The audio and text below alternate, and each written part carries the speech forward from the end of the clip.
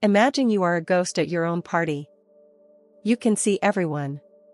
You can hear the music, the laughter. You are moving through the room, a tangible body in a physical space. You might even be smiling, nodding, participating in a conversation. But you are separated from it all by an invisible, soundproof pane of glass. You are present, but not perceived. You are there, but not truly there. This is the loneliest place on earth. Not a quiet room or an empty house, but a room full of people, where you feel completely and utterly alone. If you know this feeling, you know the profound confusion and the quiet shame that comes with it. It is the feeling of being an outsider looking in on your own life. An anthropologist, studying the strange rituals of a tribe you can never truly join. And you are left with the heartbreaking question. There are people all around me. So why do I feel so alone? The answer is a simple and profound truth. Loneliness is not the absence of people.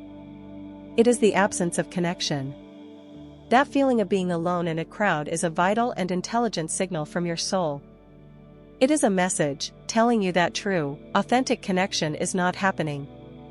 And it is not because there is something wrong with you, or that you are unlovable. It is because you are wearing a brilliant and deeply ingrained suit of armor. And no one can connect with a person who is hiding inside a fortress.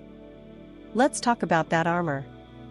For many of us, it was forged in the past, for our own protection. One layer of this armor is the heavy work of masking. This is the conscious, or unconscious, performance of a version of yourself that you believe is more acceptable. You are smiling when you are sad. You are agreeing when you disagree. You are manually calculating every response, every nod, every bit of eye contact, to fit in. People are interacting with, and even liking, the mask. But the real you, the person underneath, remains completely unseen, untouched, and therefore, completely alone. The loneliness you feel is the cry of your authentic self, which is starving for a moment of real connection. Another layer of this armor is hypervigilance. For a nervous system that has been shaped by trauma, a social gathering is not a place of rest. It is a field of potential threats. So while one part of your brain is trying to have a conversation, another, much more powerful, part of your brain is working as a security guard. It is scanning faces for disapproval. It is monitoring tones for anger. It is constantly assessing, am I safe? Your energetic resources are not going toward connection. They are being poured into threat detection. You cannot truly connect with others if your primary job in the room is to survive them. And for so many, this feeling is the echo of childhood. If you grew up in a home where you were physically present, but emotionally alone, where your feelings were ignored, your inner world was not seen, then feeling alone in a room full of people is not a new feeling. It is your original home. Your nervous system learned, from its earliest days, how to be physically present while being completely emotionally isolated. It is a skill you mastered as a child, and your body has not forgotten how to do it. This feeling of being alone in a crowd is often a recreation of the first room you ever felt alone in. So you stand in this room, wearing your armor, performing your role. And sometimes, that role is to be a mirror. You have become so good at sensing what others need, that you simply reflect them back to themselves. You become passionate about their hobbies. You adopt their opinions.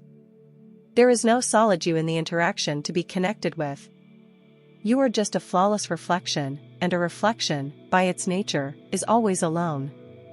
Sometimes, that role is to be the therapist. You are the strong friend, the expert listener, the keeper of secrets. You are so busy holding space for everyone else's pain and joy, that there is no space left for your own. The connection is a one-way street. They feel deeply seen by you. But you leave the interaction feeling completely unseen by them. And sometimes, you feel like an alien. Your life experiences, your sensitivity, your way of seeing the world, feels so fundamentally different from those around you. You are trying to participate, but it feels like you are speaking a different language. You can understand their words, but the meaning, the connection, doesn't land. And so you just nod, and smile, and feel the vast, empty space between you and them. So how do we begin to break the glass? How do we learn to feel connected, not just present? The journey is not about trying harder to fit in. It is about the brave and gentle work of allowing your authentic self to be seen. The first step is to acknowledge your armor with compassion. Look at your mask, your hypervigilance, your people-pleasing. And see it not as a flaw, but as a testament to your resilience. This armor is what helped you survive. Thank it for its service. Thank you for keeping me safe. I see how hard you have worked.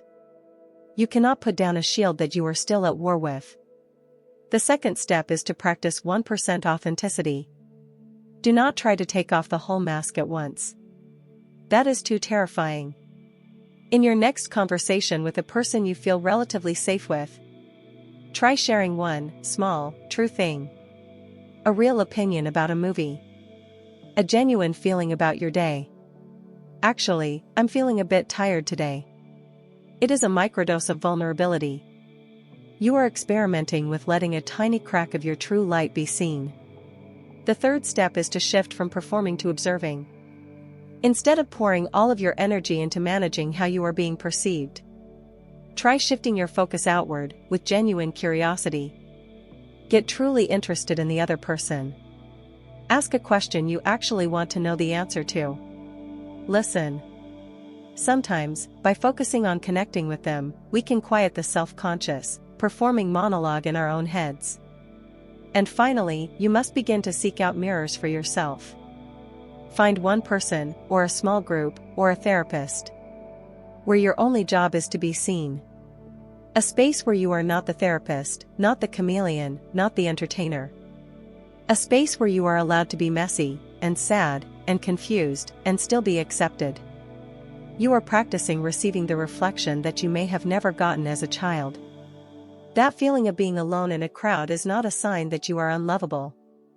It is the cry of your authentic self, which has been hiding behind the fortress walls for a lifetime. It is a deep and profound longing to be truly seen. The journey is not about finding the right party. It is about having the courage to show up in your own life, as your true self, wherever you are.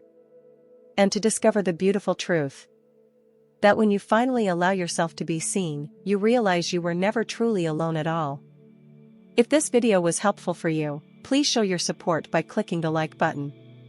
To continue this journey of healing, subscribe to the channel and turn on the notifications. And if you know someone who feels this quiet loneliness, please share this video. It might be the moment of validation that helps them feel a little less alone. Thank you for watching. You deserve to be seen.